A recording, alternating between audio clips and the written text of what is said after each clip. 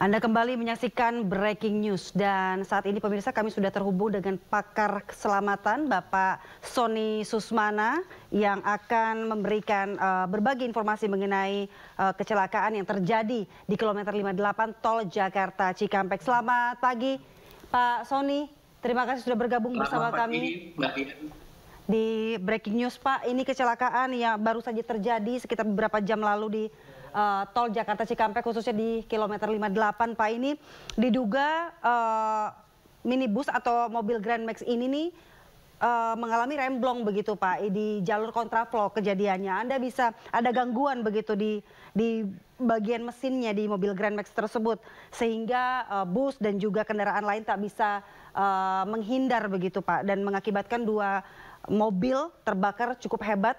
Anda bisa menjelaskan Pak bagaimana sebetulnya sih proses ya kecelakaan bisa terjadi di jalur-jalur mudik, khususnya di jalur kontraflow?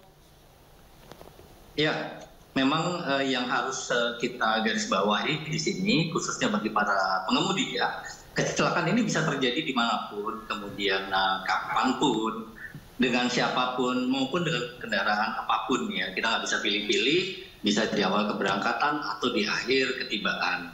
Nah, mengemudi ini kan sebenarnya harus bertanggung jawab ya terhadap apa? Terhadap kondisi lingkungan, terhadap diri sendiri penumpang maupun kendaraannya. Supaya apa? Supaya proses perjalanan ini tidak ada kendala dan bisa sampai tempat tujuan.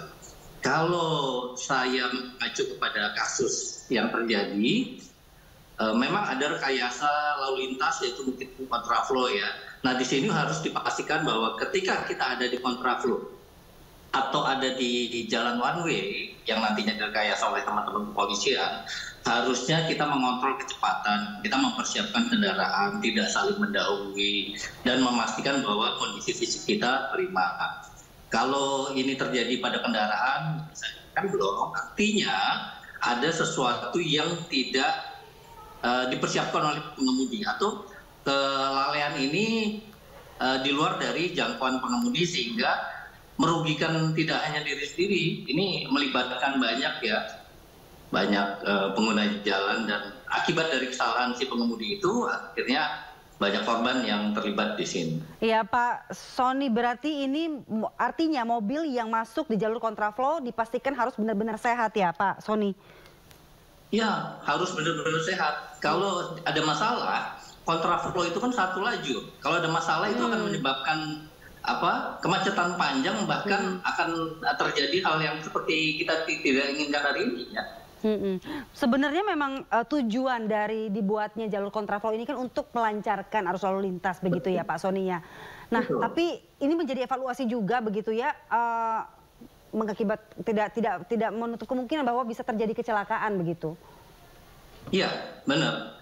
Jadi harus disadari oleh pengguna jalan, di musim-musim mudik ini pasti akan ada rekayasa lalu lintas yang dilakukan oleh rekan-rekan kepolisian. Sehingga kita harus benar-benar memastikan bahwa ketika berkendara kita lihat nih, ada kontraflow kah, kemudian ada one way kah, kemudian ketika ada kontraflow memang kita harus agak jaga jarak dengan kendaraan, baik itu yang satu arah maupun yang berlawanan.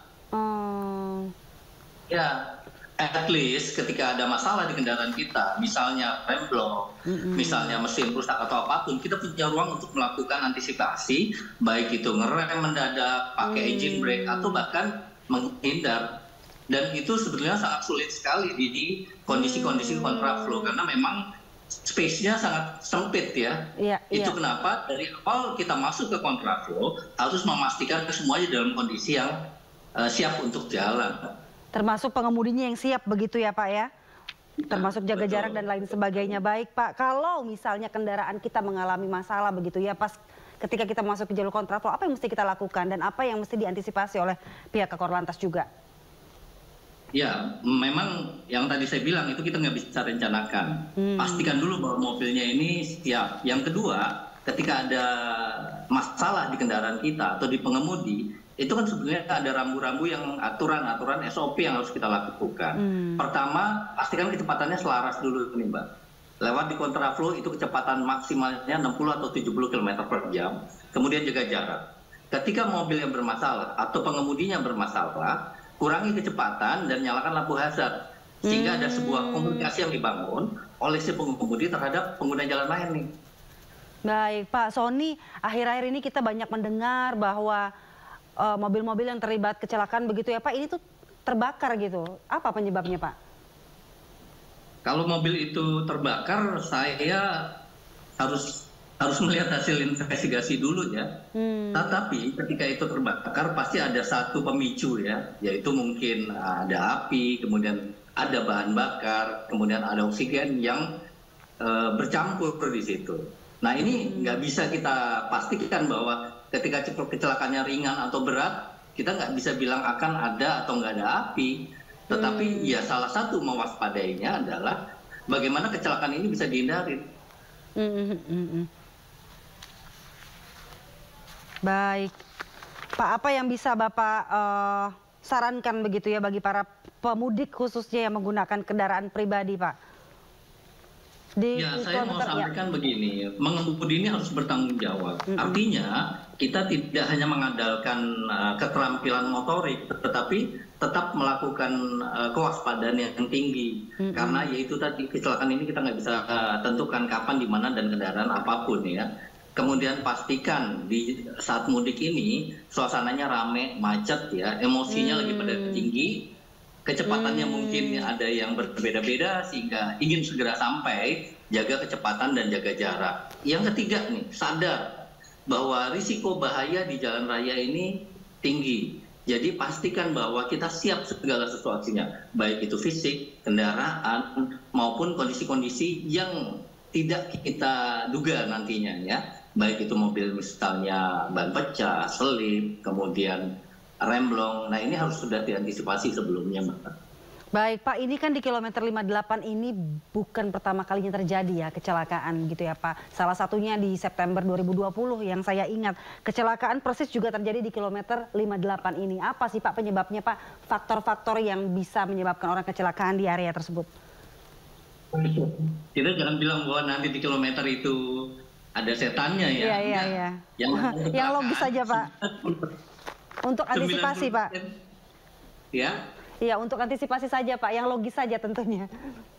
Iya, sebetulnya 90% itu akibat dari keteledoran atau ketidaksiapan pengemudi. Titik. Kalau pengemudi itu siap, pasti kecelakaan tidak akan terjadi. Kalau pengemudi menerapkan aturan-aturan lalu lintas yang benar, tidak akan terjadi kecelakaan. Baik, terima kasih Pak Sony Susmana atas keterangannya. Tentu kami masih ada satu pertanyaan lagi Pak. Iya. Iya. Halo. Halo. Ya. Baik. Pak. Baik. Terima kasih Pak Sony atas keterangannya. Terima kasih sama-sama. Iya, selamat Lebaran Pak, selamat mudik.